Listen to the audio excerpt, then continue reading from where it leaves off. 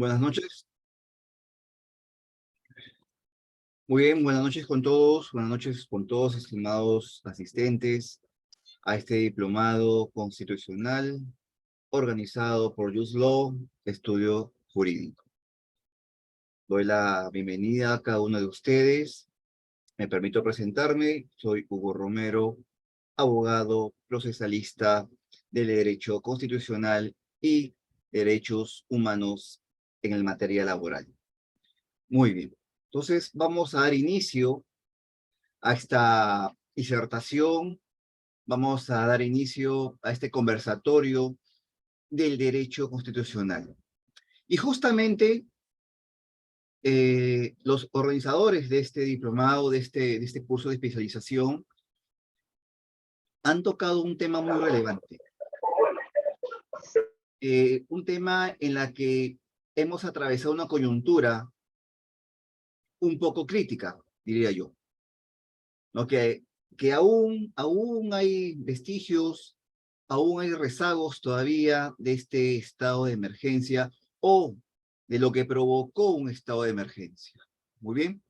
Entonces, vamos a conversar acerca de esto, de este régimen de excepción, cuando el Ejecutivo o quién tiene el poder, porque es un poder, para emitir esta norma y preguntarnos si vulnera o no derechos fundamentales de la Constitución. Muy bien, entonces vamos a dar inicio. Voy a presentar las PPTs. Un momento, por favor.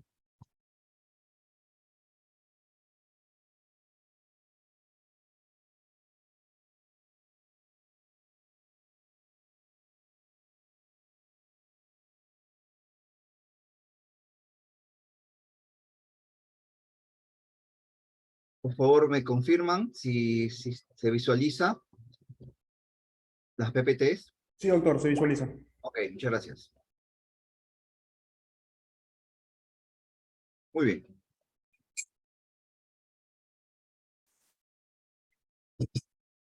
Antes de entrar al tema de fondo, estimados participantes, hay que hablar ciertas nociones, vamos a desmenuzar un poquito acerca de, de la Constitución, por llamarlo así. Muy bien.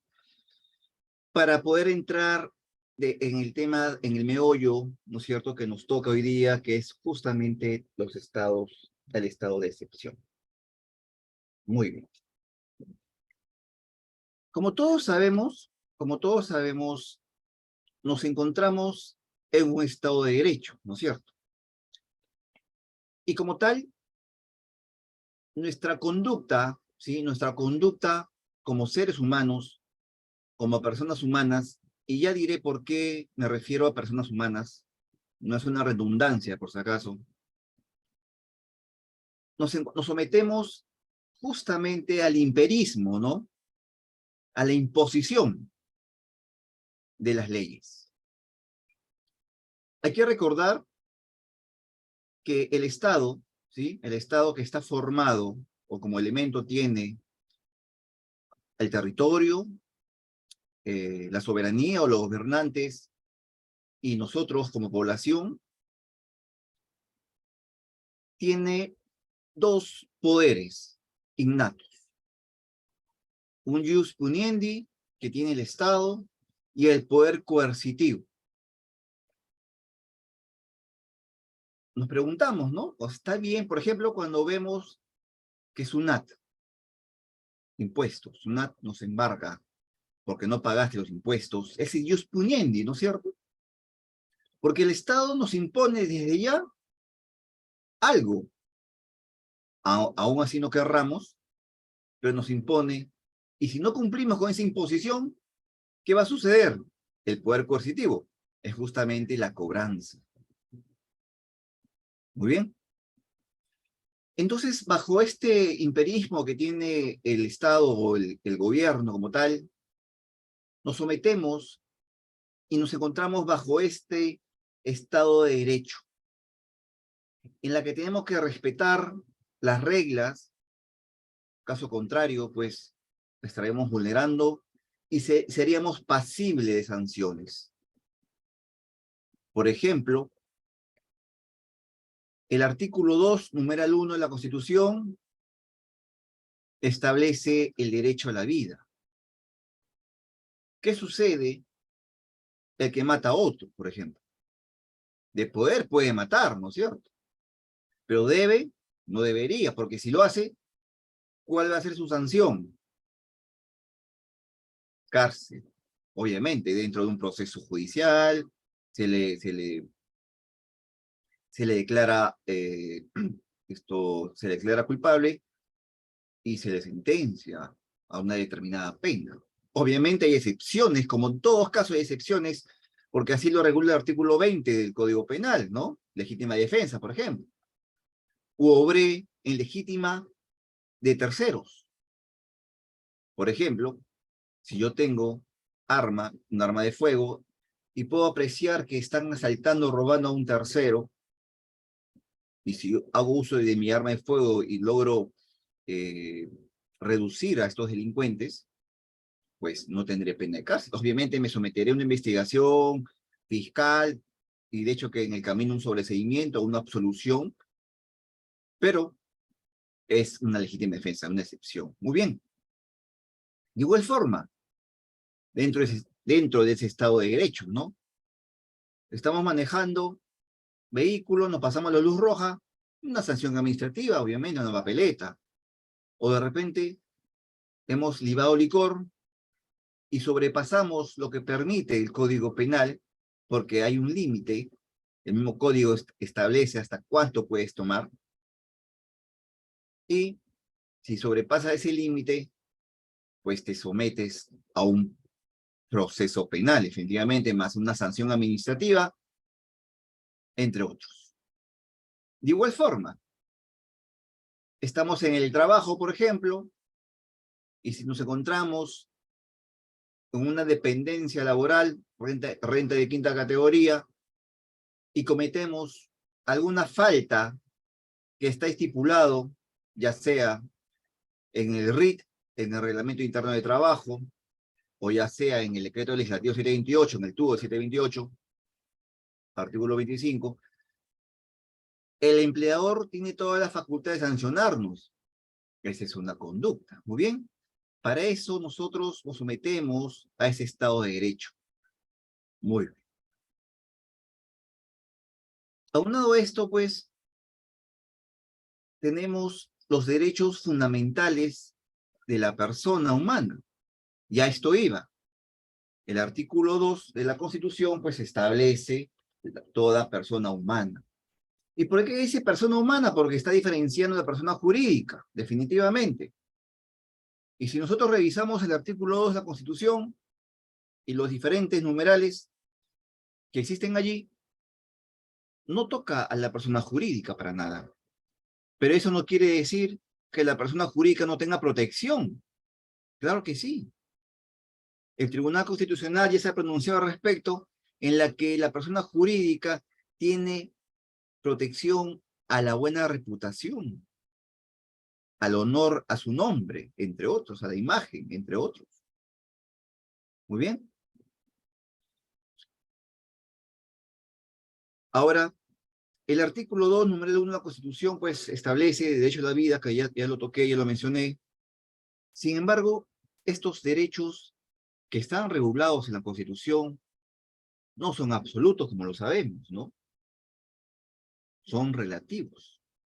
Ese es mi punto de vista. Eso está ya así desarrollado, por cuanto el derecho a la vida, que entendíamos que era un derecho absoluto, ahora existe el derecho a la muerte digna, por ejemplo, ¿no? El caso Ana Estrada, espero que lo hayan revisado, lo han leído, la sentencia, una excelente sentencia, en la que se desarrolla que un juez le concede la muerte a una persona, obviamente, que está cuadripléjica, le concede la muerte y que decida cuándo quiera morir, obviamente, con unos temas administrativos que el juez ordenó al Ministerio de Salud. Entonces nos damos cuenta que nuestros derechos que considerábamos absolutos no son tan absolutos ahora. Ahora son relativos. Y esto no quiere decir que dentro de este estado de derecho que nos encontramos haya vulneraciones o injerencias por parte de algún poder. ¿No? Es justamente por eso que Montesquieu estableció, bueno, la división de poderes, justamente el ejecutivo, el legislativo y el judicial, para que cada uno de estas soberanías, o llamarlo así, estos poderes, pueda ejercer de manera adecuada sin que haya una interferencia al momento de emanar, por ejemplo, algún decreto. También ya comentaré más adelante acerca de los decretos o las diversas normas que puede emitir el Ejecutivo. Muy bien. ¿Por qué digo derechos relativos? ¿No? Al margen que vamos a tocar los derechos que se suspenden o se restringen en un estado de excepción, es que justamente estos derechos, por lo general, son relativos. Y me permito dar algunos ejemplos para que me entiendan mejor. Ya dije que el derecho a la vida, ya a raíz del caso Ana Estrada, aunque no es un precedente vinculante, obviamente, sin embargo, ya puede ser utilizado como un tema referencial. Si hay otro caso parecido de Ana Estrada, pues solicitaré al juez la muerte digna. Inclusive el Ministerio de Justicia y Derechos Humanos no interpuso apelación, quiso interponer, pero emitió un comunicado que dijo que se desistía de cualquier apelación o interposición de algún recurso al respecto.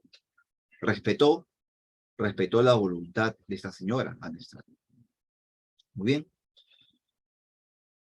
Muy bien, entonces vamos a enunciar algunos derechos para poder eh, darnos cuenta que estos derechos que enuncia la Constitución, que hablamos de una absolutez de nuestros derechos fundamentales, no son tanto así. Muy bien. El derecho a la vida, ya dije que no, porque ahora existe el derecho a la muerte digna, obviamente fundamentado, como ya lo mencioné. Luego tenemos el derecho a no ser detenido, por ejemplo, ¿no? Sin embargo, en la práctica o la Constitución establece excepciones. ¿Y qué tipo de excepción establece la Constitución? ¿No? Como todos sabemos, acá habrá participantes abogados, estudiantes de derecho, entre otros. Tenemos como tal orden judicial. ¿Qué sucede si estamos caminando y nos detiene la policía? Porque la policía es el único competente, bueno, aparte del arresto domiciliario, perdón, arresto civil, que establece el Código Procesal Penal. La policía especializada, hay un departamento de requisitorias que ordena, que hace la búsqueda y captura de estas personas que están con RQ, que así se denomina en el argot jurídico penal, que vale decir requisitoria. Obviamente, esta requisitoria salió por una orden judicial. Entonces me detienen. O sea, mi libertad no es absoluta. Hay excepciones. O flagrante delito también, que está regulado en el Código Procesal Penal, la flagrancia, ¿no? E inclusive el Código Procesal define o hace una descripción típica de 3 tipos de flagrancia, inclusive, ¿no? ¿Y qué es la flagrancia? Básicamente, luego de perpetrar un hecho delictuoso, la policía o un ciudadano civil me detiene, ¿no? Justamente en el momento de haber cometido el hecho. Por ejemplo, vemos que alguien hurta o roba un celular, el delincuente corre y yo lo diviso, que viene así a mi persona y le meto cae, como se dice, ¿no? Cae y se cae y lo detengo, flagrante delito, y lo pongo a disposición de la policía o espero que venga la policía. O bien, lo detuve. Una excepción. flagrante delito u orden judicial. Luego, tenemos como otro ejemplo, como derecho relativo, la libertad, bueno, el derecho al trabajo, ¿no? Que está regulado en el artículo 2, numeral 1415 de la Constitución, el derecho a trabajar. Sin embargo, este derecho al trabajo no es absoluto. A veces escucho a algunas personas decir que yo soy nombrado, ¿no? Bueno, de repente hablamos nombrado en los años 80, pues, ¿no? Esos trabajadores del Estado que ya tienen años trabajando y ya están prontos a jubilarse.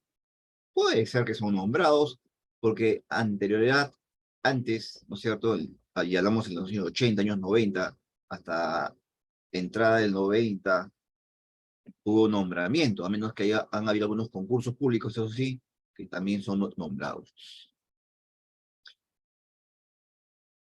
Y si no son nombrados, la propia normativa laboral establece contratos a plazo fijo, o sea, contratos que tienen inicio y fin,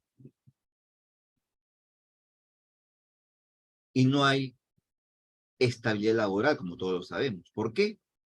Porque el artículo 27 de la Constitución dice adecuada protección contra el despido arbitrario. O sea, nos está diciendo que si nos despiden, bueno, te despiden, pero te podrán indemnizar, o sea, al menos, ¿no? Te indemnizan por tu despido. No te dice, te reponen a tu centro laboral. Obviamente te pueden reponer, siempre y cuando calces en algunas causales, ¿no? De despido nulo, por ejemplo, ¿no? Despido fraudulento, entre otros. Pero si no calzas en eso y simplemente el empleador te despide, tendría que indemnizarte, ¿no? Por ese despido arbitrario. Claro, hay excepciones, como siempre, porque el TC ha desarrollado, pues, el tema pecuniario de la indemnización o el tema moral de la reposición laboral también. O sea, ya eso dependerá del trabajador. Pero, sin embargo, a lo que quiero llegar es que existe una protección contra el despido arbitrario y la propia norma laboral establece contratos laborales a plazo fijo. Entonces, desde ya, el derecho a trabajar que está enunciado en la Constitución no es absoluto, sino también relativo. Luego también dicen, por ejemplo, la Constitución establece, artículo 70, la propiedad, ¿no? Inviolable, la propiedad absoluta, que nadie te la puede quitar, y es mentira, pues, ¿no? Porque en la práctica hemos visto, ¿no? Que la Municipalidad de Lima, por ejemplo, quiso hacer carreteras, ¿no? Ampliar la carretera, y por necesidad pública, defensa nacional, seguridad nacional, entre otros, te pueden expropiar tu inmueble. O sea, no es tan absoluto, te lo expropian. Obviamente te tienen que justipreciar, pues no te pagan tu justiprecio, y si lo consideras muy, muy bajo ese justiprecio, puedes demandar en la vía judicial para que te paguen el valor del mercado actual. A ver, un ratito que pase el avión. Muy bien. Entonces, sí, el derecho a la propiedad es un Ya derecho. pues, por ejemplo, es mejor porque Muy bien, entonces el derecho de la propiedad es también relativo. Alguien puede ingresar a tu inmueble, ¿no? Si no hay consentimiento, ¿puede ingresar? Sí, porque la Constitución también establece excepciones, ¿no? Esta excepción, por ejemplo, puede ser en flagrante delito o orden judicial, ¿no? Y la orden judicial puede ser de diversos motivos, tanto penal, tanto civil, ¿no? Y también un tema administrativo, porque el juez es el único competente que tiene el poder, el rol tuitivo que el Estado le ha entregado al órgano jurisdiccional o al juez, es el único que puede emitir esas resoluciones de ingresar a un inmueble. ¿Por qué digo esto? Porque un ejecutor coactivo, que es otro que tiene el jus puniendi, no, administrativamente me refiero, no puede emitir una resolución administrativa a fin de poder ordenar el ingreso o el cerraje de un inmueble. No tiene ese poder. Por ese motivo, el coactivo tiene que pedirle permiso o autorización judicial al juez para el cerraje, y de esta manera el coactivo pueda ejecutar, pues, ¿no?, algún secuestro de bienes muebles en un determinado inmueble, o casa, local, etc. El coactivo no tiene ese poder. Muy bien. Entonces, y así si seguimos desarrollando, explicando, vamos a darnos cuenta que los derechos no son tan absolutos como pensábamos en algún momento, ¿no? Ese era el derecho jus natural, que antes sí entendíamos como tal, pero ahora, a través de la evolución del derecho, pues nos damos cuenta que la vida evoluciona conjuntamente con el derecho, ¿no es cierto? Recuerdo que en el año 2017, SUNEDU sancionó a diversas universidades justamente por realizar clases virtuales. En el año 2021, julio de 2021, SUNEDU emitió otra resolución diciendo que permitía las clases virtuales. Obviamente por la coyuntura, ¿no? Pero lo permitió. O sea, no se proyectó SUNEDU que algún momento llegaría esto, la virtualidad. Bien, y eso que ya determinados tratadistas ya hablaban desde el año 2006, ¿no? 2006 ya hablaban del derecho virtual, como estamos haciendo en este momento. Muy bien. Definitivamente existen derechos absolutos, como por ejemplo el un derecho absoluto que es el debido proceso. Es un derecho absoluto, definitivamente. Eso no puede ser vulnerado. El siguiente derecho absoluto que encontramos también es el derecho a la defensa. Imagínense, el maestro Manuel Atienza, perdón, era quien promulgaba que desde el año 2006 ya ese maestro señalaba la virtualidad de esto, ¿no? Lo que estamos viviendo, del derecho, el derecho electrónico, entre otros. Bien. Segundo derecho absoluto es el derecho a la defensa. Inclusive el confeso, ¿no? El homicida confeso. El delincuente confeso, que ahora los que son de Lima sabrán esto, tomado conocimiento, pues, ¿no? Que hace una semana aproximadamente, o dos me parece, hubo un atentado en Plaza San Miguel, ¿no? Mataron, dicen, a una familia, casi una familia completa, solo que uno escapó, y finalmente fueron detenidos estas personas, fueron atrapadas por la policía, ¿no? Y son confesos, dijo, sí, sí, yo maté, me dieron 10.000 soles, y, ¿no? Entre cuatro y todo el tema. Y a pesar de esto, muchos diríamos, ¿no? No, que es un delincuente, no tiene, no, ¿por qué vamos a darle, no tiene derechos y todo lo demás? Y no es así, porque estos delincuentes, sí, porque lo podemos catalogar como tal, porque ya son confesos, aunque falta una sentencia judicial, pero de hecho que va a ser una sentencia condenatoria. Estas personas que mataron a estas otras personas, se le ha asignado un abogado de oficio, ¿no? O sea, primero el Código Procesal Penal recoge el abogado de libre elección. En caso que no quiera estas personas, estos detenidos, o no tengan los medios de contratar un abogado particular, entonces el Estado le asigna un abogado particular, un abogado de oficio que se llama la defensa necesaria. Derecho absoluto, no puede ser vulnerado. Luego tenemos el siguiente derecho que conjuntamente viene con el derecho a la defensa, el derecho a la notificación. Es por eso que tantos procesos judiciales, bueno, en algunos que yo he tenido, los procesos se declaran nulos. ¿Por qué? Porque existe una mala notificación y ahí atrae, ¿no es cierto?, de manera concordante con el derecho a la defensa. Porque si no te notifican correctamente, ¿cómo ejerces, ¿no es cierto?, tu derecho a la defensa? ¿Bien? ¿Cómo lo ejerces? Y otro derecho absoluto también que encontramos es el debido proceso, el del debido proceso. ¿Qué contrae el debido proceso? ¿Qué atañe el debido proceso? Obviamente, el debido proceso, el juez, ¿no es cierto? Todo juez o toda persona que se someta al órgano jurisdiccional, ¿no es cierto?, se le garantice, ¿no? Se le garantice una adecuada, se le garantice el adecuado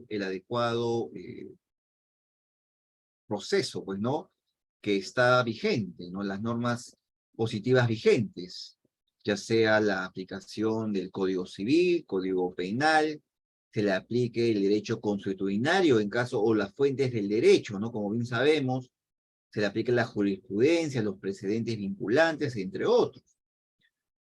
Porque un juez, imagínense que un juez, nosotros enunciamos, ¿sí? Enunciamos como abogados, defensores, enunciamos, por ejemplo, un precedente vinculante, cualquiera. Y como es precedente vinculante, el juez que ve la causa tiene que acatar ese precedente vinculante. Y si quiere el juez apartarse, porque lo puede hacer, obviamente, eso ahí aplica unas técnicas del overruling y del distinguish, el juez puede apartarse, no tiene por qué seguir esos precedentes, porque el juez, recuerden que el juez es autónomo, independiente.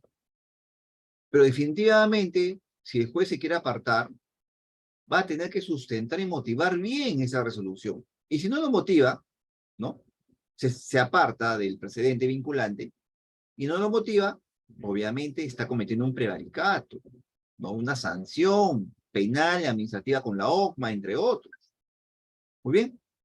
Entonces, estos derechos fundamentales que he enunciado sí son absolutos. No se podrían vulnerar. Caso contrario, pues, ya estaríamos sancionando, condenando a una persona sin un debido proceso o procedimiento. Muy bien. Y ahora, para ir terminando ya con este pequeño preámbulo, ¿sí?, de la Constitución, cuando hablamos también del Estado de Derecho, y ojo que yo no soy partícipe de ningún partido político, muy bien. Sin embargo, como abogado, sí me gusta tal vez defender lo indefendible, ¿no? ¿A qué quiero llegar? Por ejemplo, he escuchado a muchas personas cuando hay un candidato que debe a la SUNAT, ¿sí? A la SUNAT. Porque esto tiene que ver mucho con el Estado de Derecho, ¿no? ¿Qué implica el Estado de Derecho? Ya dije que el Estado de Derecho, pues, nos regula, ¿no? Como personas humanas nos regula, porque de esta manera nos conduce, ¿no? Eso es el derecho. Cuando hablamos de derecho jurídico, es que nos regula. Nosotros como personas humanas tenemos que acomodarnos, nuestra conducta debe acomodarse, pues, a las normas internas, normas sociomorales, entre otros. Y cuando escucho a algunas personas mencionar, este candidato, sí, pues debe la SUNAT, todos nosotros, como personas humanas, somos pasibles de deuda. ¿Quién no tiene deudas? ¿No? Bueno, tal vez algunos están ok, porque no asumen muchas responsabilidades, y otros asumen responsabilidades. Y ustedes, como abogados, de repente, en algún momento, o ya lo hacen, emiten recibos por honorarios, por ejemplo. Los recibos por honorarios son renta de cuarta categoría. Obviamente hay un tope. No es que ustedes van a estar, ¿no? Pedimos una suspensión, ¿no?, de renta de cuarta categoría, entramos a la clave Sol, pedimos una suspensión, de esta manera no nos retienen, ¿no es cierto? No nos van a retener. Sin embargo, no vamos a creer que vamos a tener una suspensión absoluta. No, porque hay un tope. Creo que es 44.000 soles. No sé cuánto es ahorita, no he revisado. Pero cuando sobrepasamos ese 44.000, supongamos que está 44.000 ahorita, sobrepasamos ese tope, ¿qué va a hacer el comitente? ¿O qué va a hacer el agente retenedor? No va a retener, ¿sí? No va a retener el 8%, no va a retener, ¿no? A partir de 1.500 soles. Si emitimos un recibo como tal, nos va a retener el 8%, y obviamente el agente retenedor, ese 8% que nos retiene, lo va a entregar a la SUNAT. Debería hacerlo así. Y si nosotros no hemos tributado o no hemos declarado 44.000, supongamos que hemos declarado solamente 30.000 soles, ¿sí? 30.000 al año, en un año, 30.000 soles. Y nos llega una resolución de la SUNAT, donde dice que usted tiene una deuda tributaria por 5.000 soles. Obviamente, todos nosotros somos humanos, somos personas humanas y nos equivocamos. Y también SUNAT son personas humanas que se pueden equivocar. Nos llega y se llama una orden de pago, ¿sí? Una orden de pago nos puede llegar diciéndonos debes 5.000 soles, tributos 2022. Y obviamente nosotros nos sorprendemos. Oye, ¿qué pasó? ¿Por qué voy a deber a la SUNAT 5.000 soles si no he pasado el límite, que son 44.000? ¿Qué vamos a hacer nosotros? Más aún que somos abogados. Y más aún que nos encontramos en un estado de derecho. ¿Qué hacemos? El Código Tributario, ¿no es cierto? Establece un procedimiento contencioso, que así se denomina. Y este procedimiento contencioso indica la norma tributaria que tiene dos instancias, una reclamación y otra apelación. Entonces, yo estoy reclamando, primera instancia, reclamación SUNAT, segunda instancia, apelación, tribunal fiscal. Yo estoy reclamando porque me encuentro en un estado de derecho. Bien, y como tal, tengo todo el derecho de oponerme a esa deuda, porque como hemos visto, como he puesto el ejemplo, yo no he pasado los 44.000, que es el límite, solamente tributé 30.000 soles, ¿y por qué SUNAT me cobra 5.000? Hago mi reclamación, ¿no es cierto? Hago mi escrito, señor SUNAT, reclamo a su resolución porque mi límite ha sido 30.000, y aquí acredito, o todo es electrónico ahora, acredito con los RH que he emitido durante el año 2022. Y SUNAT pues dirá, ¿tienes razón o no tienes razón? Fundado o infundado. Y si es infundado, el Estado de Derecho me permite, ¿qué cosa? Apelar al Tribunal Fiscal. Y lo apelo. No es porque yo sea un cabeceador, como muchas veces escucho, como sea un deudor que debo al Estado, entre otros. No. Porque me permite, e inclusive, el artículo 148 de la Constitución, ¿qué cosa dice? Dice, toda resolución administrativa, Tribunal Fiscal es la última instancia administrativa, toda resolución administrativa puede ser impugnada en el contencioso administrativo, en el ACA. Entonces me permite irme inclusive al Poder Judicial todavía para seguir impugnando. Y eso ha pasado con Telefónica. Yo no trabajo con Telefónica, no represento Telefónica por si acaso. Sé que hay una deuda con Telefónica, debe al Estado peruano como 13 millones.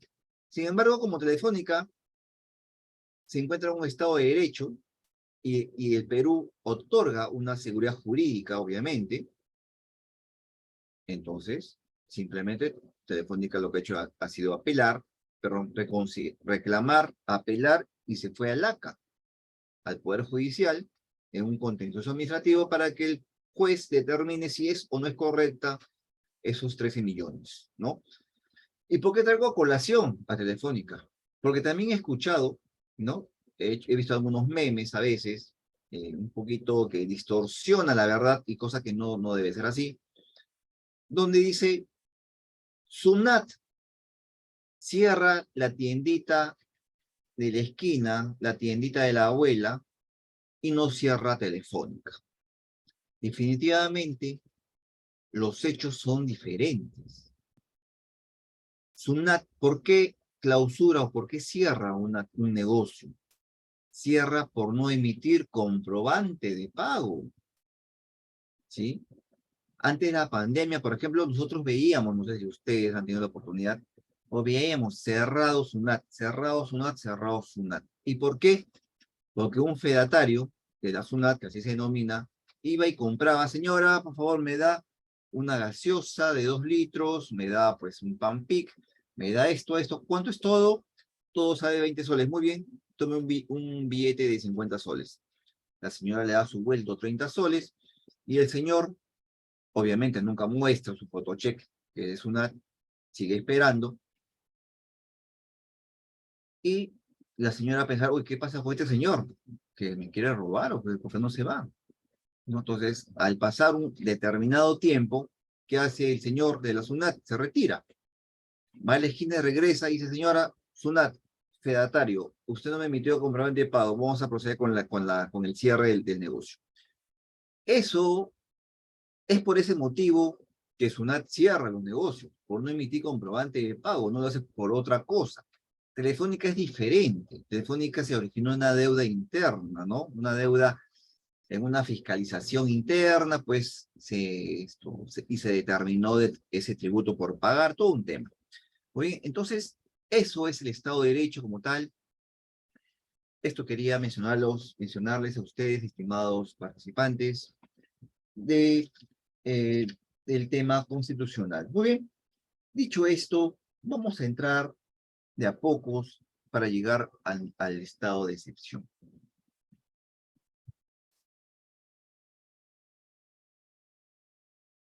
Es importante mencionarles, ¿sí? Es importante mencionarles, desde mi punto de vista, definitivamente, todos sabemos que nosotros nos encontramos adscritos a la Corte Interamericana de Derechos Humanos y ratificado como tal.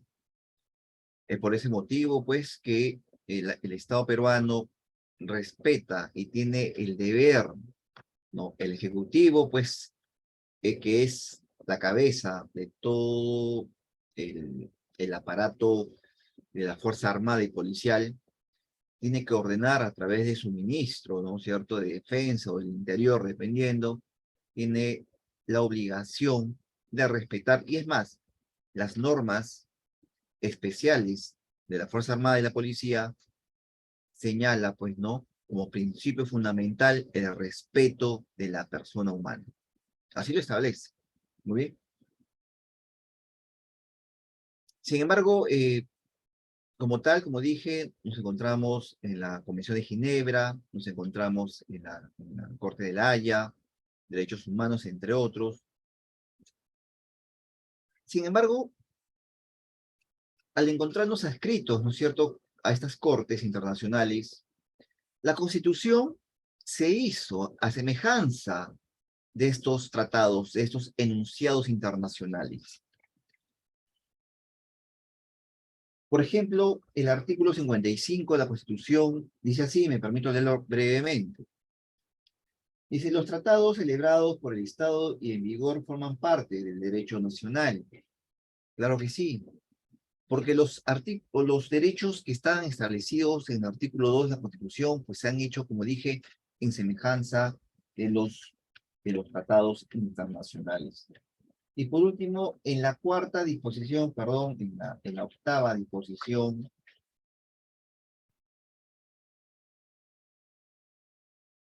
en la octava disposición final,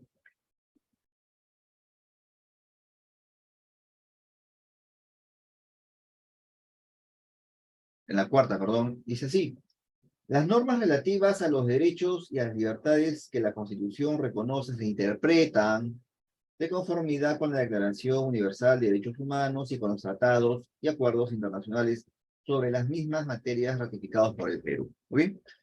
Entonces, como tal, todo derecho, ¿sí?, que vamos a mencionar ha sido con ese respeto a los tratados de los tratados internacionales. Muy bien.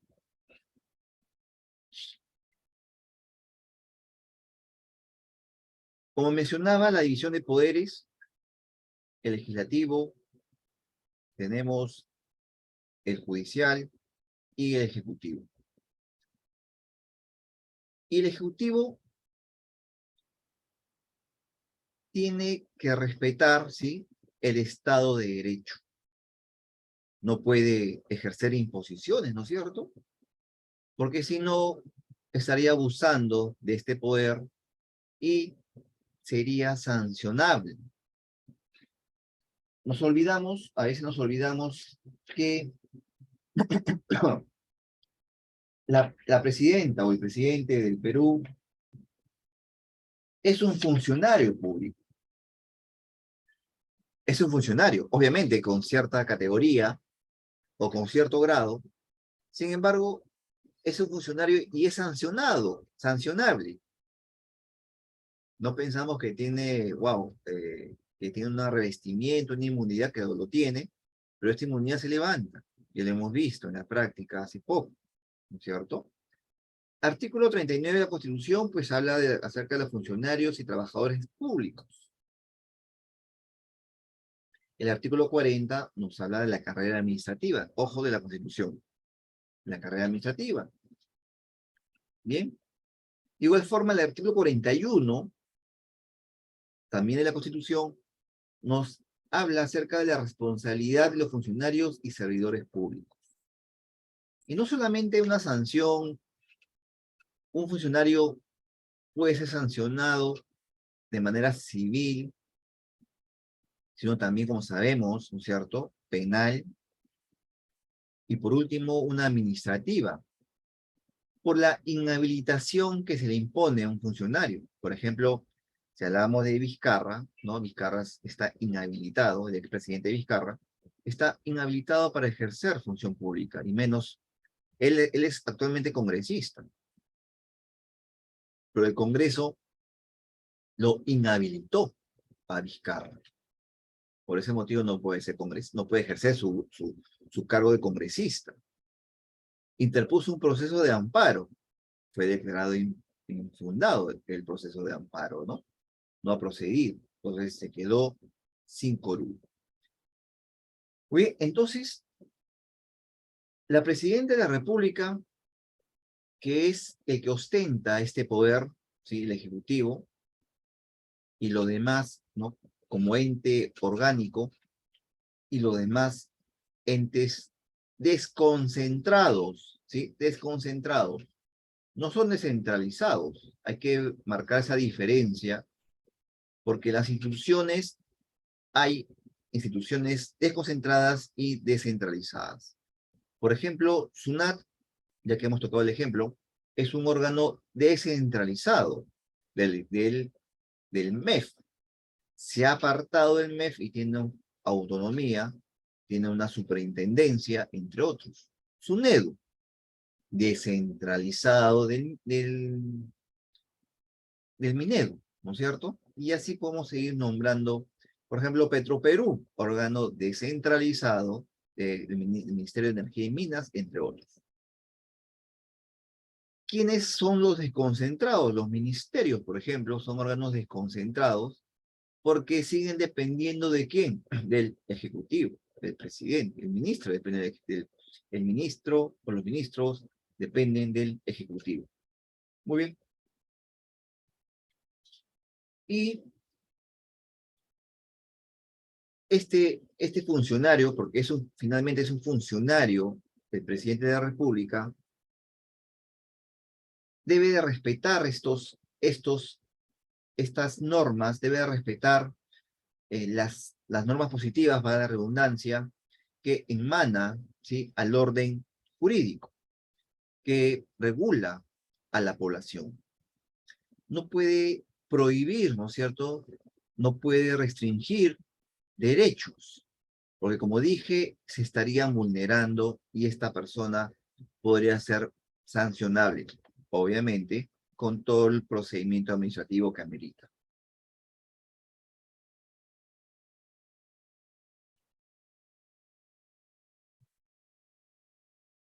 Bien, entonces, ¿por qué digo todo esto? Porque la Constitución, así como hemos mencionado a lo largo, ¿no es cierto?, de este preámbulo, que la Constitución establece derechos y también excepciones, ¿no?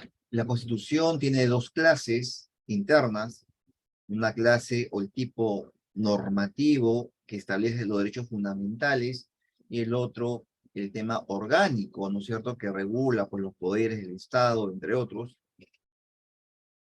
En este orgánico, la Constitución le da el poder, ¿sí?, por llamarlo así, le da el poder al Ejecutivo para decretar, ¿sí? Decretar. Por ese motivo, como contabas al comienzo, existe divisiones de poderes, porque no podría, ¿no es cierto? No podría el Ejecutivo gobernar y legislar, ¿no? No es el monarca, no puede hacer eso. Por eso existe el poder legislativo, que legisla. Y el legislativo emite leyes, ¿no? Leyes. Pero cuando escuchamos decretos legislativos, por ejemplo, ¿sí? Quien emite decretos, el único que emite decretos es el Ejecutivo, pero debe de tener una, una especial, pues, ¿no? Motivación para que el Ejecutivo emita estos decretos. Y obviamente con la autorización del Legislativo. Porque todos los decretos que emite el Ejecutivo son con cargo, ¿sí? O se le da cuenta al Legislativo para que éste lo verifique si fue o no fue razonable la emisión de este decreto. Entonces, dentro de este poder que tiene el Ejecutivo de gobernarnos, ¿sí? Porque finalmente es quien nos gobierna, respetando el Estado de Derecho, en determinados casos, el Ejecutivo puede emitir decretos para la protección, ¿sí? De nosotros. Ojo, la protección.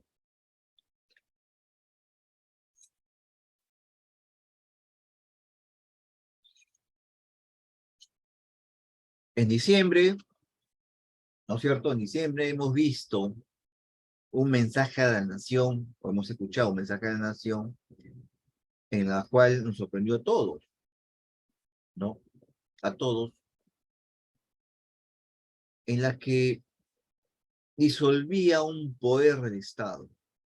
Y también es el mensaje de la nación del año 93, ¿no? El famoso. Y ese mensaje de la nación, perdón, y ese decreto, porque lo estaba decretando, ¿no? Entre otros decretos, ordenaba pues la intervención de los demás organismos que establece la Constitución, como por ejemplo eh, el Consejo de Justicia, la Fiscalía, entre otros. El Ejecutivo no podría hacer eso.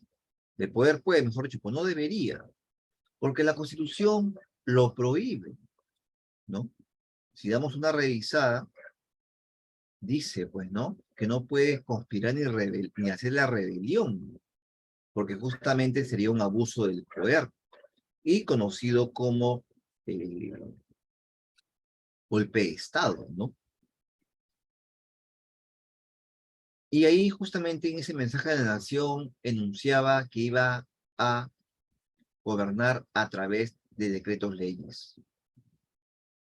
Estos decretos leyes fue que sí también lo hizo en el año 93, se gobernó a través de estos decretos leyes, porque si nos damos cuenta, leyes lo emite el legislativo solamente,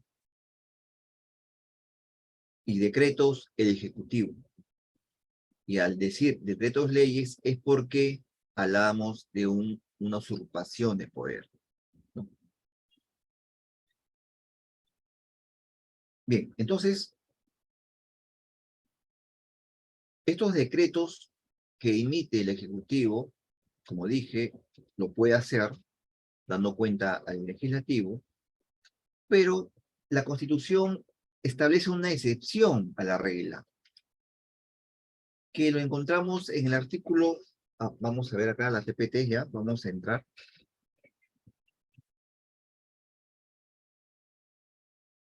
Entrando a nuestro tema en sí, el régimen de excepción.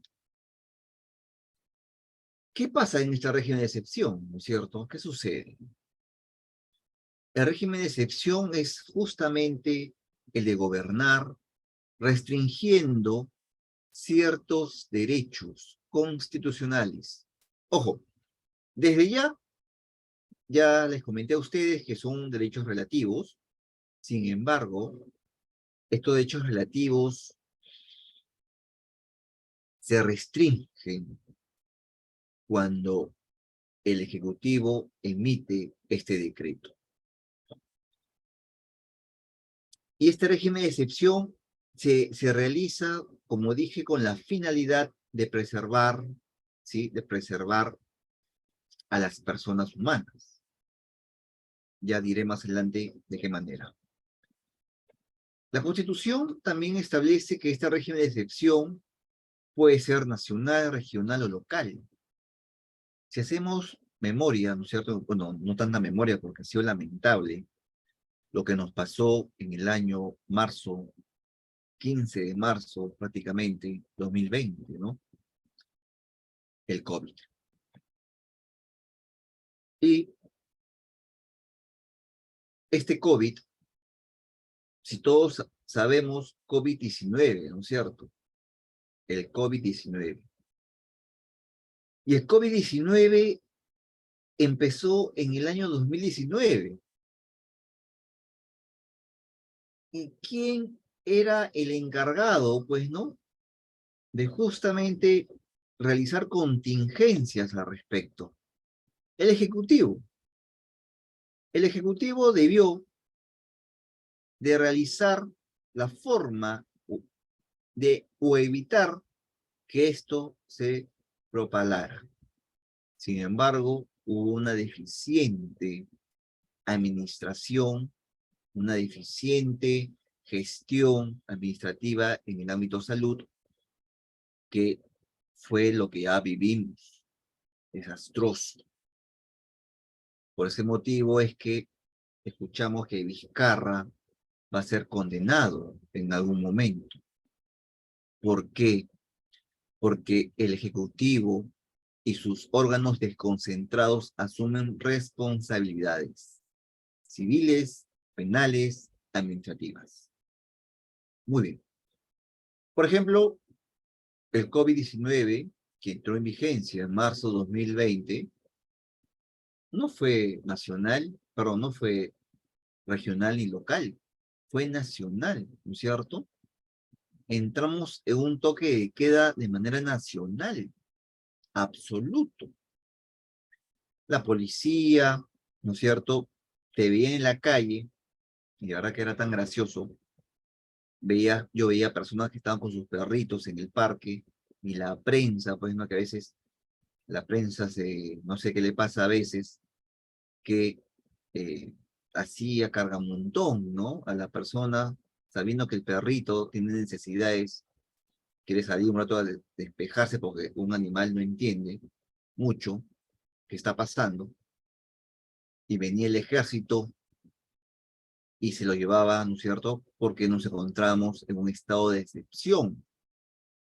La persona se iba detenida, obviamente se ponía en libertad, pero con una multa administrativa. Muy bien. Bien, entonces fue una restricción de la libertad nacional, porque así lo estableció en ese decreto supremo. Muy bien.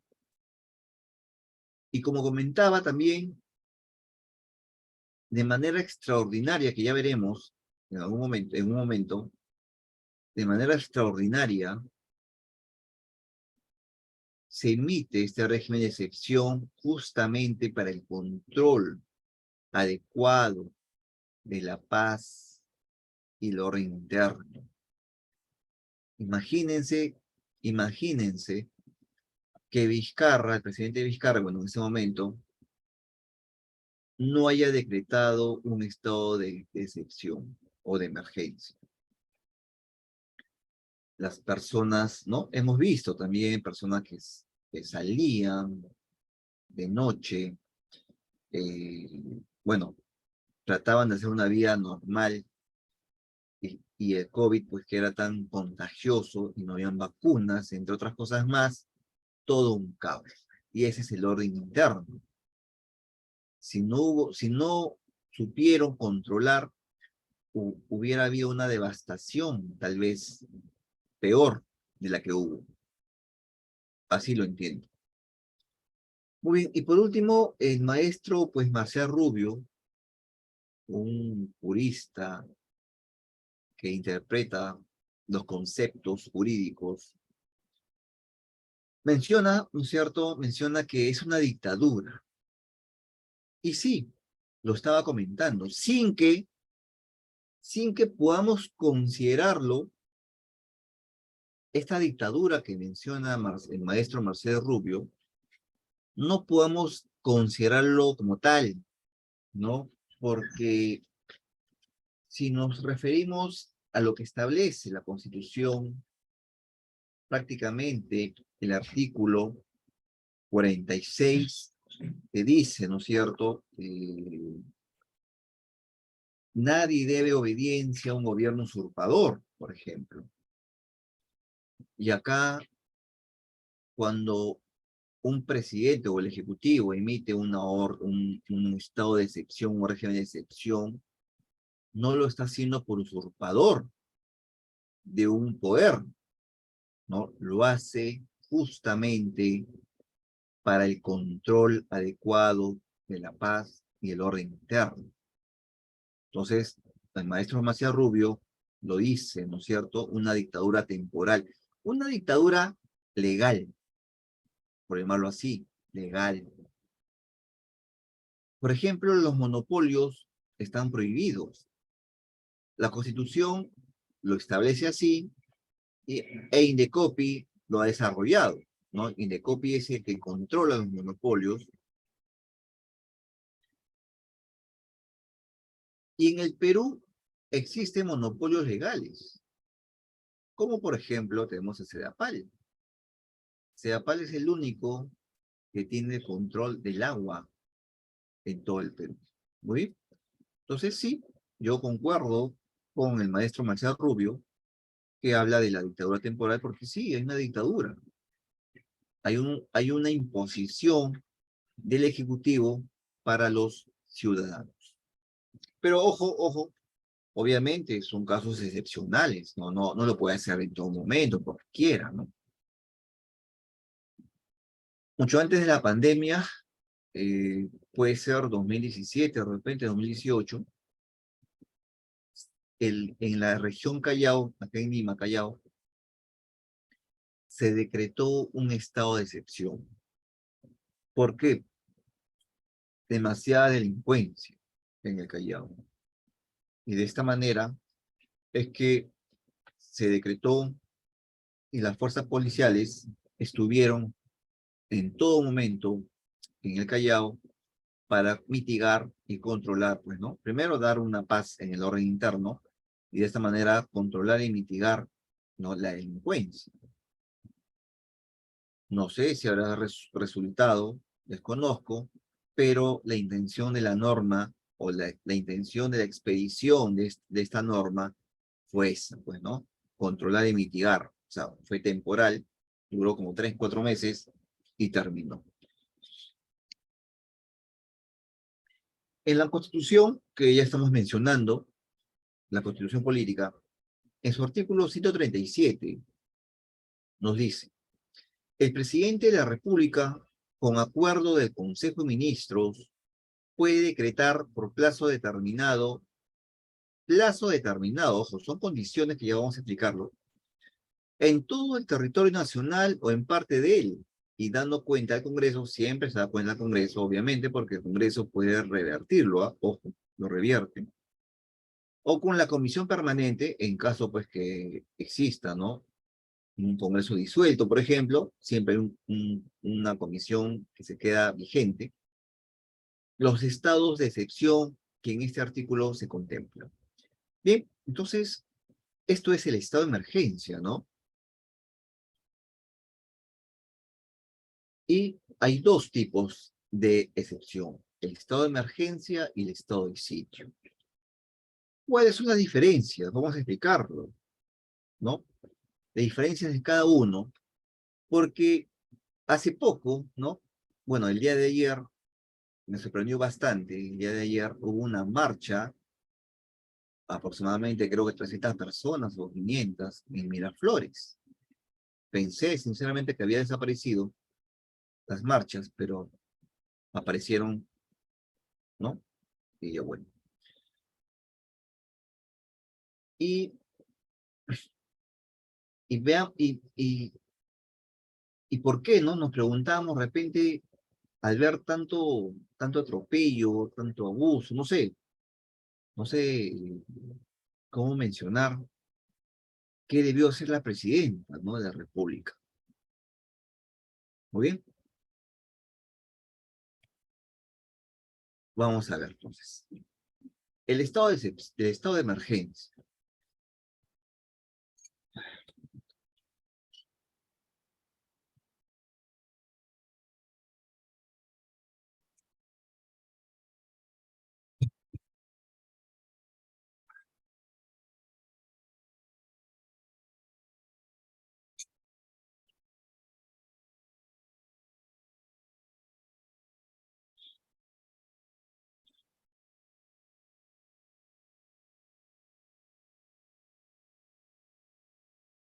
Muy bien, el estado de emergencia, ¿sí?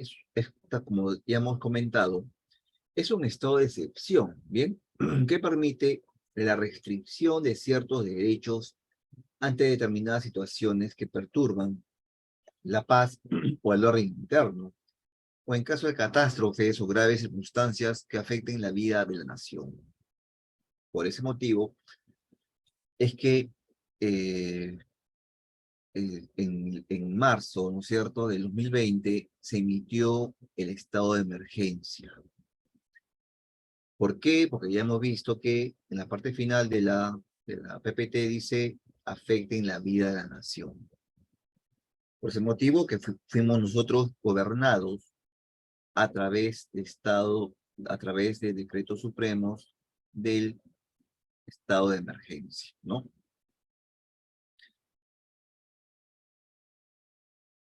¿Cómo saber, no es cierto? ¿Cómo saber que nos encontramos en un estado de emergencia? Bueno, ya dije el primero, ¿no es cierto?, que afecta en la vida.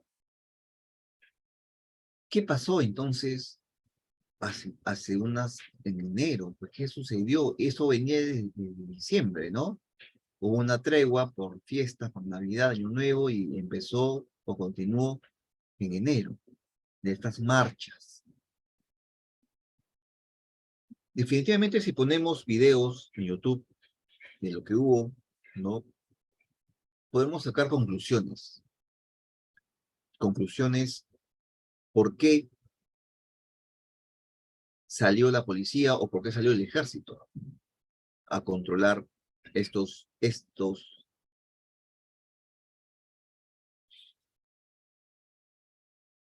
eh, estos desórdenes, por llamarlo así, ¿no? Que existieron. Como vemos en la filmina, en el primer cuadrito, nos habla acerca de la perturbación, de la paz o del orden interno. Para este efecto, las entidades competentes, entre estos, la policía o el ministro del Interior, el ministro de Defensa, o mejor dicho, el Consejo de Ministros se reúne con la finalidad, pues, de fundamentar qué acciones tomar al respecto. ¿Por qué? Porque las marchas, ¿sí? Las marchas, si vamos a la Constitución, las reuniones son y deben ser pacíficas. Las concentraciones en las plazas deben ser pacíficas, ¿no? Sin embargo, si vemos en el trayecto de esta reunión pacífica, por ejemplo, de la Plaza San Martín en Lima, la Plaza San Martín, que se van reuniendo personas y estas personas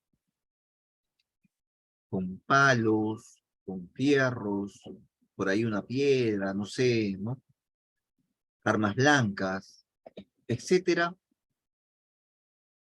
¿qué vamos a pensar? Porque la Constitución dice reuniones pacíficas. Y vemos que están pacíficos, pero vemos que tienen todo lo que mencioné. Palos, fierros, armas, piedras, etcétera, etcétera. ¿Podemos seguir considerando que es pacífica? No. Ya explicaré más adelante, porque hay un tema de contingencia, ¿no es cierto? Un tema de contingencia. Entonces, en ese sentido, la policía, que es el cautelador del orden interno, es el primero que debe cautelar el orden interno, obviamente, a través de los generales, su ministro, etcétera, es que debe emitir un informe al respecto, dar cuenta al ministro del Interior, para que el ministro del Interior, dentro del Consejo, diga, ¿sabe qué? Aquí va a haber un desmane. De esta manera, sale pues no la policía, antidisturbios, a tratar de prevenir y cautelar el interés de las personas. Y si esto continúa, como hemos visto, ¿sí? Porque el estado de emergencia, el estado de excepción, no fue emitido al día siguiente, ¿no? Esto fue emitido después de haber visto tanto desorden o perturbación o destrucción de bienes públicos y privados. Se emitió el decreto supremo. Bien. Luego tenemos en la siguiente imagen el tema de catástrofes. ¿No? Catástrofes. Cuando ocurrió el terremoto, ¿no? El terremoto que tuvimos de más pronto fue en Ica, me parece, 2006.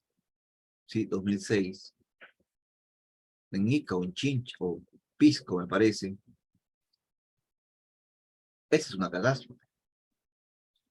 O los huaicos que existieron también, es otra catástrofe.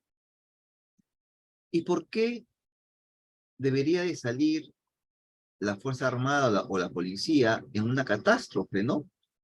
Si no, no evidencia posiblemente un tema de orden interno, ¿no? Porque hay que evaluar eso, de orden interno. Porque podría existir desmanes a raíz de este catástrofe. Podría existir saqueos, como se denomina en la práctica, de personas desesperadas o se aprovechan de la coyuntura de un catástrofe para realizar estos tipos de desmanes. Y quien debe salir a la protección, pues, es el ejército. Aunado a esto, que el ejército es quien coadyuva, ¿no es cierto?, a la pacificación, coadyuva a través de sus tropas, coadyuva al recojo, limpieza, entre otros, de estos derrumbes que pudieron existir, o la reconducción de cauces, ¿no? Que se originaron a través, pues, de huaicos, entre otros. Bien, y con respecto al tema de graves circunstancias que afectan la vida, ya lo hemos mencionado, que es el COVID, ¿no es cierto? Que eso es ya es suficiente con ver la imagen para darnos cuenta que por qué el presidente en ese momento emitió un estado de emergencia. ¿No? Era obviamente preservar la vida humana, ¿no? Preservar a costa, bueno, a costa de muchas cosas, ¿no? Pero ese era lo óptimo para el presidente. ¿Qué sucede? ¿No? ¿Qué sucede en este estado de emergencia? Se suspende o se restringe en derecho. Muy bien. El artículo 137 que ya mencioné habla, ¿no? Que se puede, ¿no? Puede restringirse o suspenderse. Sin embargo, ¿sí? Sin embargo, y como hemos comentado con respecto a los tratados que la Constitución ha recogido, ¿no? Los enunciados de esos tratados, y tenemos dos opiniones consultivas, ¿no? Que he mencionado en la Filmina, la 8 y la 9, concluye que estos derechos, ¿no? No pueden ser suspendidos. No pueden ser suspendidos. Porque suspensión estaríamos hablando de una sustracción, ¿no? De nuestros derechos, sustracción o dejarlos sin efectos. O sea, no tenemos ningún derecho y no puede ser así. Sin embargo, sí queda el enunciado de restringirse. Restringir es tal vez aguantar, ¿no? Por llamarlo así, aguantar o retrasar algo, ¿no? Pero está tu derecho ahí, no está suspendido, está restringido. Muy bien, porque así lo ha enunciado la Corte Interamericana. ¿Qué derechos se suspenden en un estado de emergencia? Tenemos 4 derechos que se suspenden y como tal, y como mencioné, estos derechos no son absolutos, ¿no? Son relativos.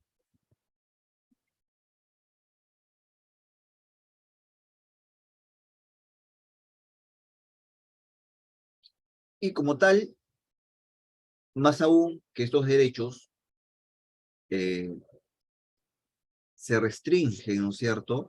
Al margen de que sean relativos, ¿sí? Porque obviamente necesitamos una causal, ojo, una causal para que mi libertad sea sea vulnerada o sea relativa, como por ejemplo la orden judicial o flagrante delito, o el tema de la inviolabilidad de domicilio, una orden judicial o flagrante delito también puede entrar a mi domicilio. Luego la libertad de reunión, que me debo de reunir pacíficamente, ¿sí? Pero sin dañar las normas sociomorales, sin dañar el interés de terceros, simplemente por el hecho de que se emite este estado de emergencia, se notifica o se publica en el peruano este decreto supremo, automáticamente se restringen estos derechos, ¿no? Por el simple hecho nada más de que la norma esté vigente. El derecho a la libertad, pues como ya hemos mencionado, es de salir, ¿no? En el estado de emergencia, en el decreto que emite el Ejecutivo, pues ahí enunciará, ¿no es cierto? Por ejemplo, cuando estábamos con el COVID, el estado de emergencia con el COVID, ¿qué decía, no? Cuarentena absoluta. O decía toque de queda a partir de tal hora, ¿no se recuerda? Porque en el estado, en el decreto se enunciaba las medidas. Y si querías salir, pues tenías que sacar un pase, ¿no? Y solamente salías para determinadas actividades, e inclusive podías salir si es que tenías el permiso, y si simplemente eras un trabajador administrativo X, no podías tener el pase, ¿no? Porque no te autorizaba el pase. Luego de esto tenemos la inviolabilidad de domicilio. Ya dije que esto es relativo y se vulnera cuando o se activa la causal cuando tienes una orden judicial o cometes un delito flagrante. Sin embargo, tú estás tranquilo, reunido en tu casa, y se te ocurre, y hemos visto en la prensa, ¿no? En la televisión, estamos tranquilos y la prensa a veces quiere noticias, no busca como sea noticia. Y he visto, pues, ¿no? Que están en su casa, dos personas escuchando su música, de repente un poco alto, y la policía entra a tu domicilio, ¿no? Entra y dice, ah, estás en fiesta, ¿no? Solo somos dos. Ya, pero ¿por qué pones, o sea, a lo que voy?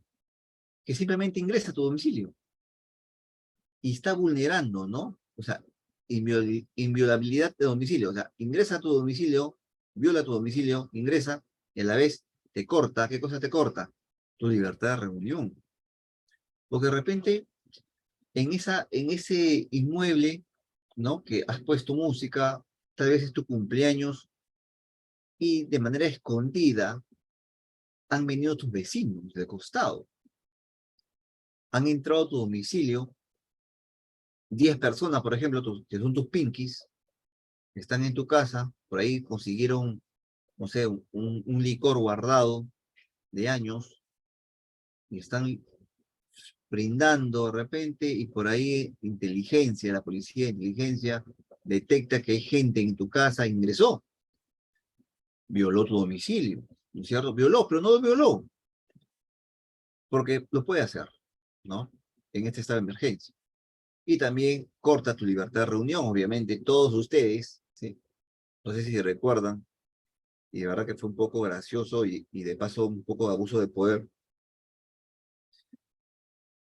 abuso de autoridad, cuando eh, una mujer estaba celebrando su cumpleaños, la policía se la lleva a la mujer, bueno, a todos que estaban en la casa, y de manera graciosa o capciosa, le toman foto, ¿no? Con su torta en la comisaría, como si fuera una delincuente, y no es delincuente, es una sanción administrativa, ¿no? La torta no es droga, para que le tomen la foto, ¿no? Simplemente la torta, bueno, pues es un alimento, no sé, y le tomaron foto como delincuente, obviamente, hizo su reclamo, su queja respectiva, y creo que ha prosperado, ¿no? Porque ese es un abuso del poder, ya. Lo ideal de esta intervención hubiera sido detener a las personas, llevar a la comisaría, imponerle su multa administrativa y nuevamente retornarlos al domicilio, porque no pueden estar detenidas por más de 24 horas, ¿no? O 48, no sé, hay que evaluar eso. Muy bien, entonces, como digo, ingresa a tu casa, viola tu domicilio, bueno, no la viola, simplemente ingresa porque la ley le permite, ingresa a tu domicilio y a la vez, pues, tiene el poder también de recortar tu libertad de reunión, simplemente tumba fiesta, como se denomina, ¿no? Que malogró tu fiesta. Bien, y libertad de tránsito, como comenté, esta libertad de tránsito, la cuarentena, no toque de queda, entre otros. Luego tenemos el plazo. La norma o la Constitución establece que no debe exceder de 60 días este estado de emergencia y obviamente su prórroga requiere nuevo decreto. Si hemos visto, si se recuerdan, se decretaba cada 90 días el estado de emergencia, ¿no? Por el COVID. 90 días, se prorroga el estado de emergencia, se prorroga el estado de emergencia. Y yo escuchaba a muchas personas que cuando se prorrogaba, se alegraban porque pensaban que seguiría el tema virtual, ¿no? Y no era tanto así, simplemente el estado de emergencia. Pero en el estado de emergencia, ojo, en este estado de emergencia se podía, eh, se podía levantar ciertos derechos, como por ejemplo, ¿no? En el estado de emergencia que ya terminó, por cierto, ¿no? El, se había levantado, por ejemplo, la libertad de tránsito, ya podemos transitar tranquilamente, ¿no? Obviamente había una cierta restricción en la madrugada, creo que de 11 a 4 de la mañana, me parece. Sin embargo, tenías libertad de salir a partir de las 5 de la mañana, tranquilamente, ¿no? También se había recortado el tema de, sí, solamente libertad de tránsito, porque continuaba el tema de del domicilio, libertad de reunión y derecho a la libertad también estaba latente todavía. Su prórroga requiere nuevo decreto, efectivamente, ¿no es cierto? Porque hay que sustentar nuevamente por qué necesitas otros 60 días más, posiblemente. Luego es el... Muy bien, ¿quién es el encargado, como comentaba, de esto, ¿no? El encargado del estado de emergencia, según la Constitución, ¿no? Ahora lo voy a leer para mejor simplificación.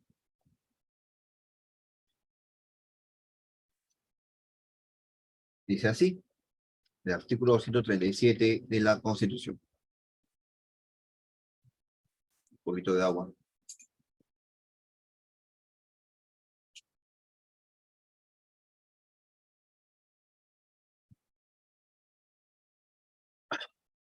Dice,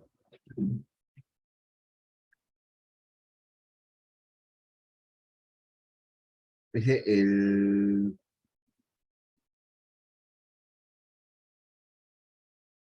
Dice, en estado de emergencia, las Fuerzas Armadas asumen el control del orden interno si así lo dispone el presidente de la República. Muy bien, en este caso, hemos visto que la Fuerza Armada, cuando estaba, ¿no es cierto?, cuando estábamos en el tema de la pandemia, la Fuerza Armada era quien comandaba, ¿no? Comandaba todo el control interno que existió en su momento. ¿Y quién la auxiliaba? La auxiliaba la Policía Nacional. En el decreto de Supremo que emitió el estado de emergencia, ¿sí? Ahí se mencionó que la Fuerza Armada será el encargado de justamente de la protección del orden interno. Muy bien. Entonces, si no lo establece en este decreto, vamos a entender que el encargado de la protección del orden interno va a ser la Policía Nacional. Pero si en el decreto se menciona a la Fuerza Armada, vamos a entender que la Fuerza Armada es quien tendrá el control justamente de este orden interno. Muy bien, ahora vamos a hablar acerca del estado de sitio, ¿no? Y es justamente lo que se discutía, ¿no? Hace poco, con todo lo que hemos visto de las marchas, ¿no? Si sería o no necesario un estado de sitio. Porque cuando se decretó el estado de emergencia no fue suficiente. El estado de emergencia salió, en el estado de emergencia salió la Fuerza Armada y ¿qué sucedió? Hubieron bajas civiles, ¿no? Y también bajas eh, armadas, pero hubieron bajas civiles, como 30 personas, me parece. Y no resultó. Y esa responsabilidad, como bien les dije a ustedes, como les comenté, toda esa responsabilidad va a ser asumida por los entes competentes. Definitivamente, la cabeza es el Ejecutivo, que va a asumir una responsabilidad civil, probablemente por las indemnizaciones, luego un tema penal por las muertes y un tema administrativo. Como mencioné, la Constitución establece la inhabilitación, ¿no? De la misma forma también los ministros que firmaron dichos decretos. Muy bien. Ahora, ¿hubiera sido o no necesario un estado de sitio, ¿no? Ahora ya está pacificado. He visto el último rol o el último estado, bien, la situación de los bloqueos y ya está un 99% superado, pero hay 1% todavía que se mantiene. Muy bien. Y hay bloqueos también clandestinos, ¿no? Que eso ya es malintencionado por parte de las personas que lo quieren ver como un tema de extorsión, ¿no? Porque te dejo pasar, pero dame dinero, ¿no? Es un tema de extorsión. Muy bien. Me estaba olvidando antes de pasar ¿sí? El estado de sitio. Por último, tenemos aquí en estos derechos y libertades. A ver, un momentito, por favor.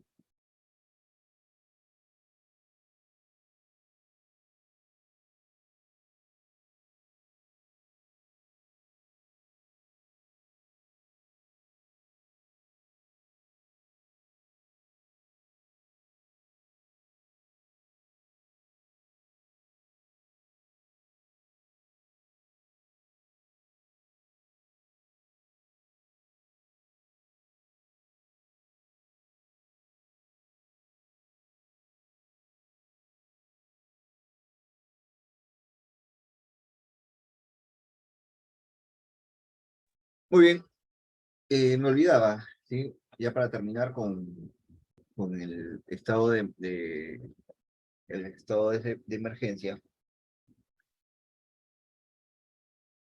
Estas libertades, estos derechos que de cierta manera se restringen, están en el Código Penal, ¿bien? En el Código Penal.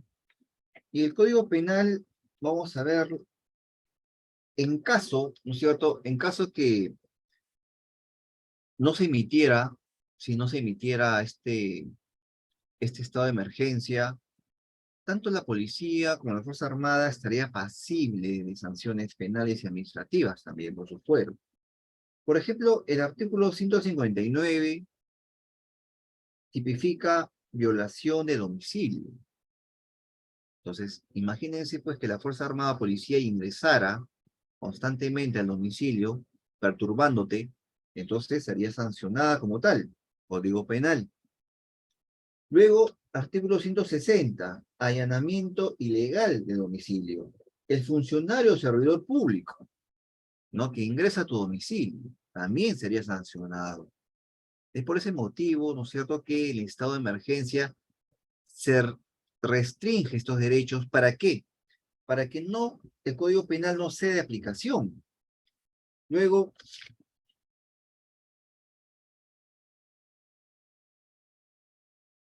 luego tenemos el artículo 167 de la Constitución, perdón, del Código Penal, que también dice así: abuso de autoridad para realizar reunión pública lícita, ¿no? Como hemos visto, el derecho a la libertad de reunión quedan restringidos, por ende, el Código Penal no puede sancionar por estos actos que podría cometer o realizar la Fuerza Armada o policial.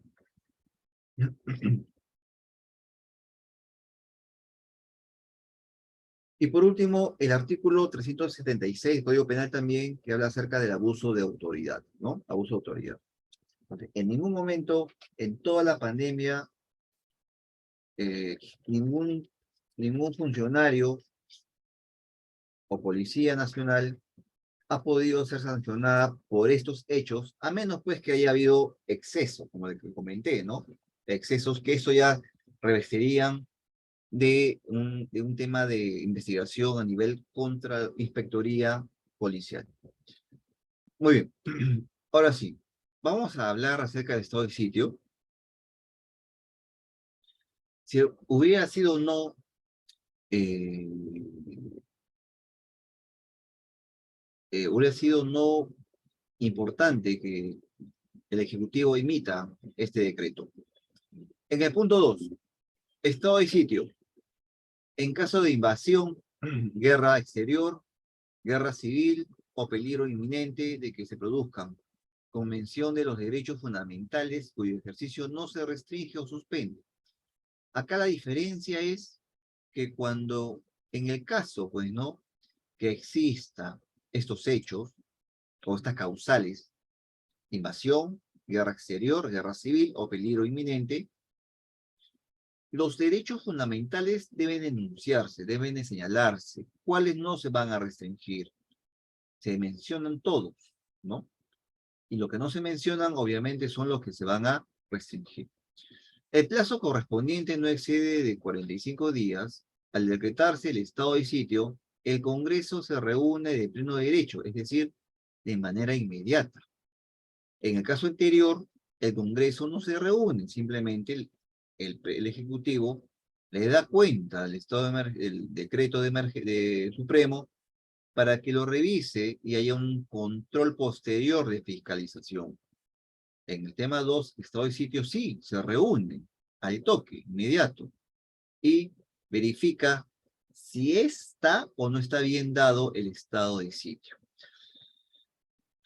La prórroga, 45 días tiene, y la prórroga depende, ¿sí? Depende del Congreso también, ¿no? Si es o no es relevante que continúe el estado de sitio. Como dije, ¿cómo saber que nos encontramos en un estado de sitio? ¿Cómo determinamos? Invasión. ¿Invasión por quién? O sea, ¿quién nos tiene que invadir para saber que nos encontramos en ese hecho y podamos, o el Ejecutivo pueda establecer un estado de sitio? ¿No? Ahora, guerra exterior, definitivamente eso sí, lo sabemos, lo entendemos rápido, y el Congreso, ¿sí? Y el Ejecutivo tienen que autorizar esa guerra, la guerra exterior para que exista un estado de sitio. Muy bien, o guerra civil. ¿Cómo saber cuándo estamos en una guerra civil? Es la pregunta, ¿no? Al igual que tenemos nosotros en la Constitución la pena de muerte. Sin embargo, no existe una norma especial o un reglamento que nos establezca cómo se va a aplicar la pena de muerte en el Perú. Bueno, se dice traición de patria, ¿no? Por ejemplo, uno de ellos, o terrorismo. Pero al no estar vigente el reglamento que nos indique cómo vamos a realizar esa muerte, mientras tanto, queda sin efecto, queda suspendido la pena de muerte en el Perú, ¿no? Igual forma, ¿cómo determinar que nos encontramos en una invasión? Si no existe una directiva emitida por la Fuerza Armada, policial o de algún ministerio que diga invasión es esto, o guerra civil también. Por ese motivo, si nos damos cuenta, en el punto 2 de la filmina, dice, o peligro inminente de que se produzcan, ¿no? O peligro inminente de que se produzcan. ¿Qué se va a producir? Invasión, que no sabemos cuándo hay invasión. Guerra exterior, que ya sabemos que sí, que por ejemplo Chile quiera invadirnos, o Bolivia, o Ecuador, ¿no? Al toque determinamos Brasil, determinamos eso. O guerra civil, y la guerra civil prácticamente, según la definición que he encontrado en diccionario de la Real, establece la confrontación armada sin armas, es decir, confrontación entre dos personas o dos pueblos, ¿sí? Dos pueblos. Si analizamos las marchas que existieron hace poco, ¿podemos considerarlas como guerra civil? Porque si la Real Academia define qué es la guerra civil, es la confrontación, el choque. ¿Acá existió o no existió una confrontación con choque, con víctimas? A mi consideración sí existió. Por ende, el Ejecutivo, para mí, sí debió de expedir, ¿no es cierto?, de expedir, no tan extremo una guerra civil, no tan extremo un estado de sitio. A mi consideración debió de expedir un estado de emergencia, pero con el control de las Fuerzas Armadas, ¿no? Porque vamos a ver, ¿sí? Vamos a ver ahora. Muy bien, vamos a ver.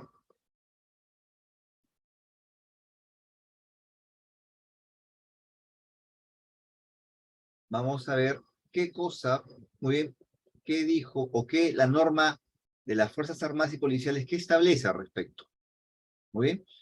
Ahora, los estados de excepción, acá tenemos el Tribunal Constitucional, ¿sí? Para ya ir cortando, porque ya nos va a ganar el tiempo, ¿sí? Es un tema de lectura, que estas PPTs, el organizador del evento asumo que se lo va a entregar a ustedes vía correo o WhatsApp. Bien, ya verá. Esto es eh,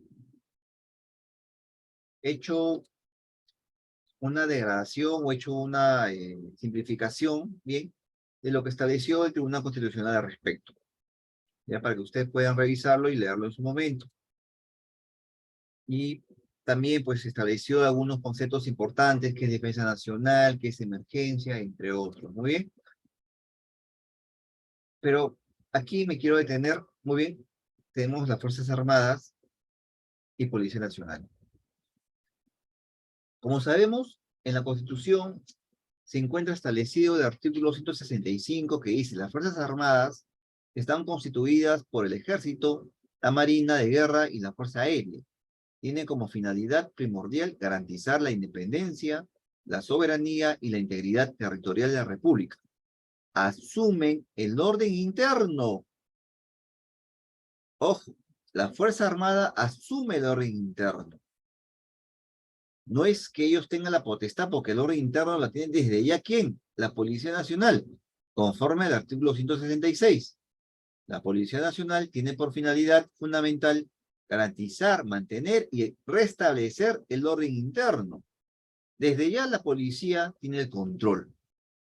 Es por eso que la pobre policía ha soportado lo que hemos visto, pues, ¿no? En todo este mes, un mes y medio aproximadamente, toda la batalla que resistió la policía, o todo, bueno, entre otros. Sin embargo, la Fuerza Armada asumiría el orden interno cuando así lo considere el artículo 137, es decir, cuando el Ejecutivo le dé ese poder, le dé ese control a la Fuerza Armada, mediante su decreto supremo, ¿correcto? Y fue lo que sucedió. Se emitió un decreto supremo, se le dio a la Fuerza Armada la batuta, por llamarlo así, y fue lo que hemos apreciado. ¿Por qué? La Fuerza Armada y la Policía puede disparar, es la pregunta, ¿no? ¿Lo puede hacer o no lo puede hacer?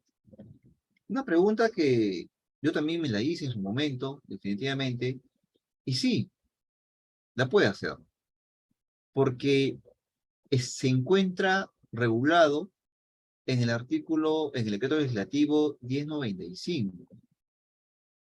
Primero, como bien dije, la Fuerza Armada o su norma, si ustedes dan una revisión a ese decreto ley 1095, podrán apreciar que el primer artículo dice la protección de la persona humana bajo los tratados internacionales. Esa es su consigna de la Fuerza Armada y también la Fuerza Policial, obviamente.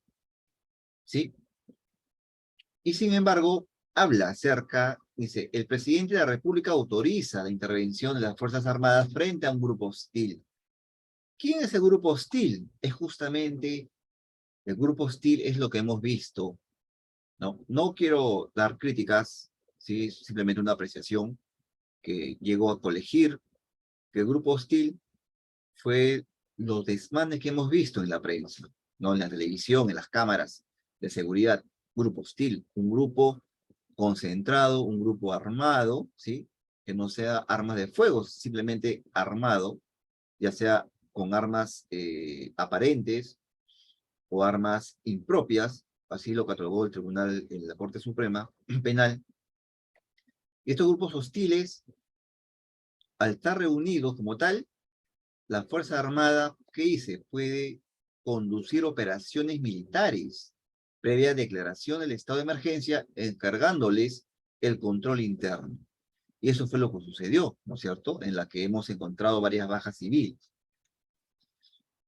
Pero para que la Fuerza Armada pueda realizar, ¿no es cierto?, estos disparos, deben de primero verificar protocolos previos al disparo, ¿no?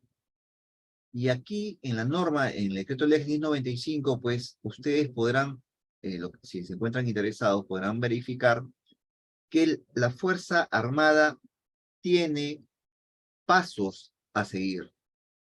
Bien, pasos para que pueda realizar el disparo o el uso de la fuerza, de su fuerza, de su arma de fuego.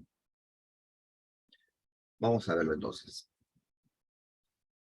Primero tenemos la legalidad, necesidad y proporcionalidad de la medida. Bien, aquí está. La policía, por ejemplo, tiene así, riesgo latente, cooperador, no cooperador.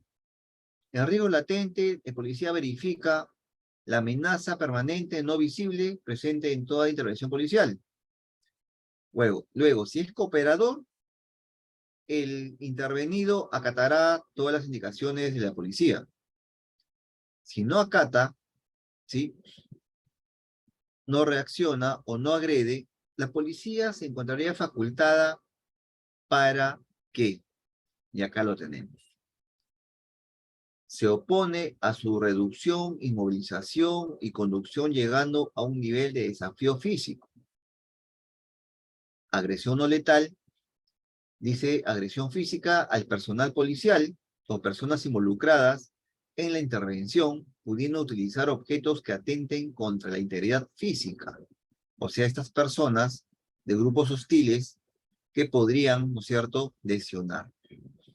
Y agresión letal, acción que pone en peligro inminente de muerte o lesiones graves al efectivo policial o a personas involucradas.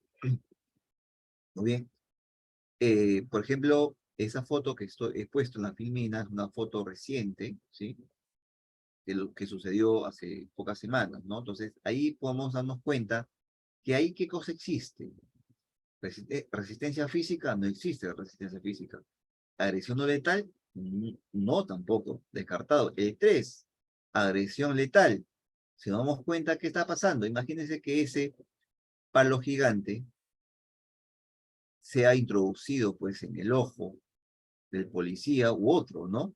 Entonces causaría o le pone el peligro inminente de la vida de este efectivo policial. ¿Qué dice la norma entonces al respecto? Nos vamos a niveles reactivos y por último a la fuerza letal. ¿Qué es la fuerza letal? La norma dice uso de armas de fuego por el personal de la PNP contra quien realiza una acción que representa un peligro real e inminente de muerte, entre otros. Entonces, esta fuerza letal la vamos a aparejar con el número 3, que es agresión letal, justamente. Entonces, la policía en sí estaría legitimado, ¿no es cierto?, para hacer uso efectivo de su arma de fuego. Sin embargo, no la hizo. La Fuerza Armada, de la misma forma, la Fuerza Armada tiene toda la legitimación también para aplicar, ¿sí?, su arma de fuego, porque así lo considera su decreto legislativo 1095. En un estado de emergencia, entonces, la Fuerza Armada estaría compelida, estaría legitimada para aplicar, pues, armas letales, ¿no?, como hemos visto en su momento. Ahora, la pregunta sería, ¿serían responsables toda esta Fuerza Armada por la muerte que ocasionaron o estaría legitimada o exento de responsabilidad penal, ¿no?, por la muerte?